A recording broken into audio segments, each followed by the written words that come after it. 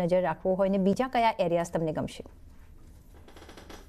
તો discretionary non discretionary માં તમારે અંતર કરવો જોઈએ.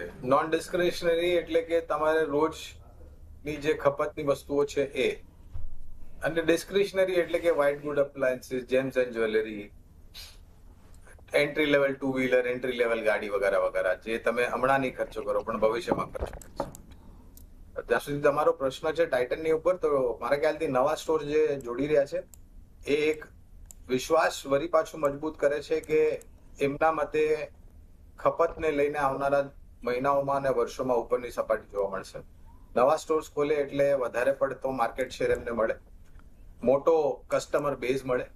અને ટાઇટન એક એવી કંપની છે જે માત્ર જેમ્સ એન્ડ જ્વેલરી નહીં પણ rest watches, gems and jewellery, high premium segment company take over કરેલી કેરેટલેન, જે કે પ્લેટિનિયમ જ્વેલરી બનાવતી હતી.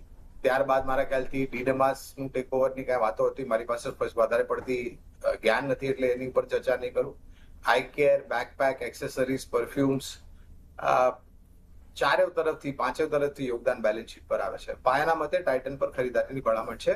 મોંઘવારીને લઈને મારા ખ્યાલથી પરિસ્થિતિ જોવાલાયક રહેશે, અને મારા ખ્યાલથી હું સહેમત છું પૂર્ણ રીતે જે માનનીય ગવર્નર સાહેબ હમણાં ટિપ્પણી કરી અને પહેલા બી કરી કે પરિસ્થિતિ થોડી નબળી છે, પણ એવું બી નથી કે આપણે બધું જ ગુમાવી દીધું છે. એટલે અહીંયાથી સ્થિરતા બી આવવાની શક્યતા છે.